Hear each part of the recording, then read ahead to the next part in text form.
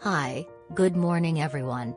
Today I want to presentation about the issue of gasoline price changes. So, let me introduction about what is the petroleum.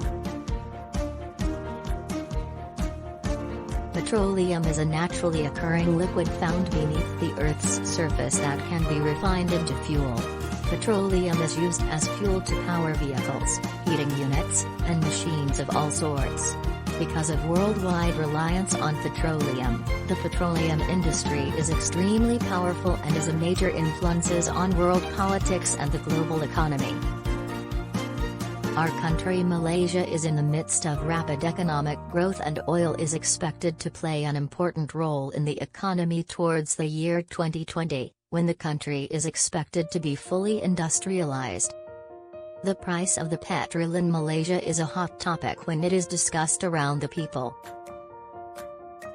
Besides, world crude oil prices have dropped sharply since the Middle Ages last year that attracted not only Malaysia but also Malaysia worldwide. Even though the price of petrol in our country Malaysia is among cheapest in world, but also have many people said that the price of oil in our country is expensive because our country is the source of petrol. So through this survey, we have to search out the impact, cause of the price change in petrol and the ways to overcome. Why cause the issue to occur? Oil prices are influenced by a variety of factors but are particularly responsive to decisions about output made by OPEC, the Organization of Petroleum Exporting Countries. OPEC, Organization of Petroleum Exporting Countries, is the main influencer of fluctuations in oil prices. According to 2018 statistics, OPEC controls almost 80% of the world's supply of oil reserves.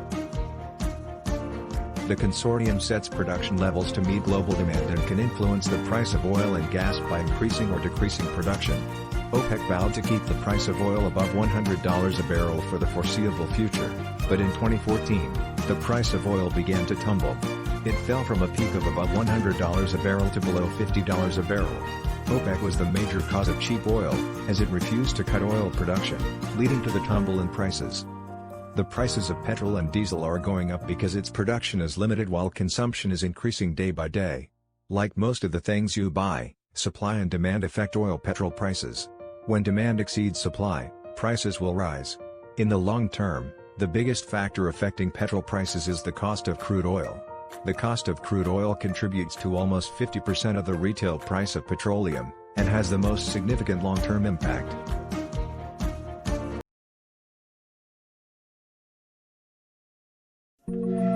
Oil. In the news, we constantly hear that the world is running out of oil. This should mean that worldwide supply will be smaller and the price of oil will be higher. However, the opposite is happening. Oil prices have dropped significantly, making oil relatively cheaper than ever. How is this possible? The price of oil, gas and coal is formed by supply and demand. Until recently, three forces influence this. Which forces are these? The first force is the growing importance of oil in our economy. We need oil for most heating, transportation, electricity, and it is a prime raw material for chemicals, fertilizer, and plastics. Because we use so much oil, the demand continues to increase. The second force is the emergence of monopoly positions.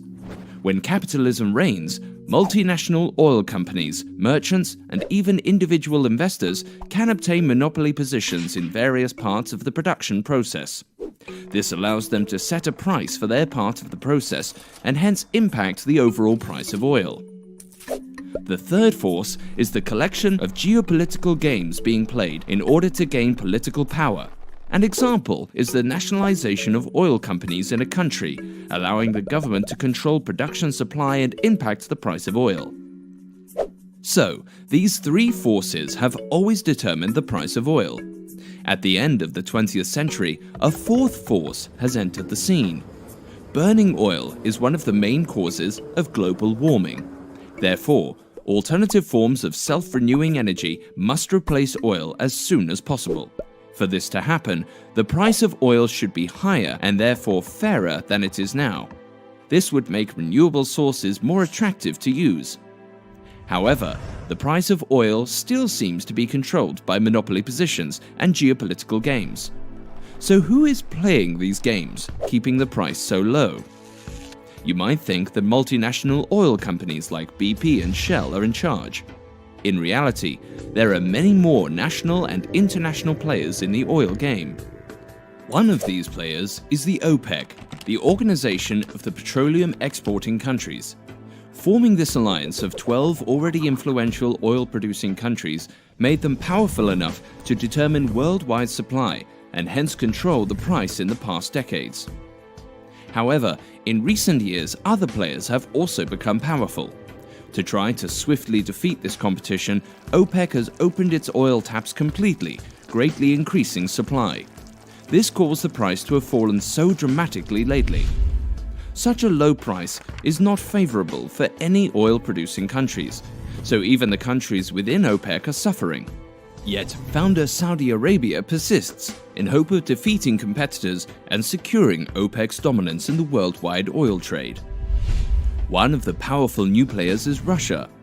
Whenever OPEC carefully decreased production to stabilize the price of oil, Russia gradually increased its market share. This has resulted into Russia becoming one of the world's leading exporters of oil. Another major player, China, uses different tactics.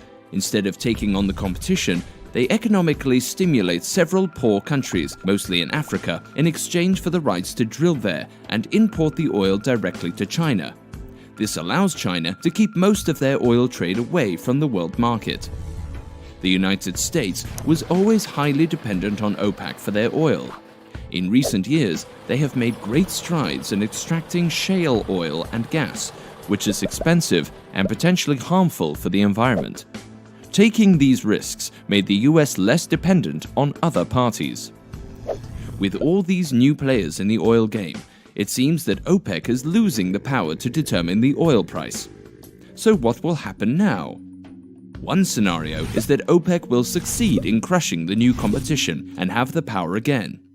Or will all oil-producing parties survive with this low price?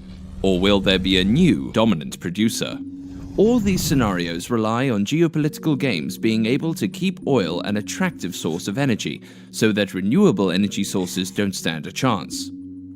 But maybe the damage of oil on the environment will force oil to get a higher price, which would allow renewable energy sources to enter the market more rapidly. Is this just wishful thinking? Benefit of price petroleum increases. Drive less. Stay at home more than go to shop in the shopping mall. 2. Spend less on oil-derived products. Take better care of their car. 3. Think about the new ideas that can replace the petroleum. Look for ways to provide more of the product and take advantage of those higher prices. Benefit of petroleum decreases. 1. Reduce the cost of living of the consumers. All goods become cheaper due to lower transport costs. Increase their disposable income. 2. Encourage firms and consumers to stick with petroleum and reduce an incentive to invest in renewable energy and electric cars. The conclusion.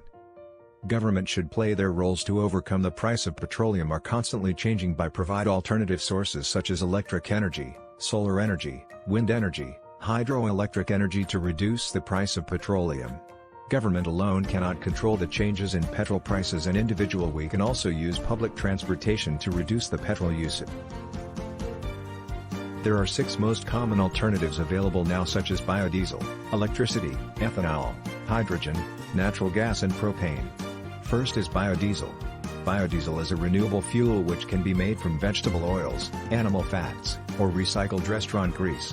This can be used in diesel vehicles already on the road because its physical makeup is similar enough to petroleum diesel. Many hybrid vehicles now use electricity to reduce fuel consumption and thus reduce fuel costs. Third is ethanol. Ethanol is an alcoholic renewable that is made of the same kind of alcohol you find in alcoholic beverages.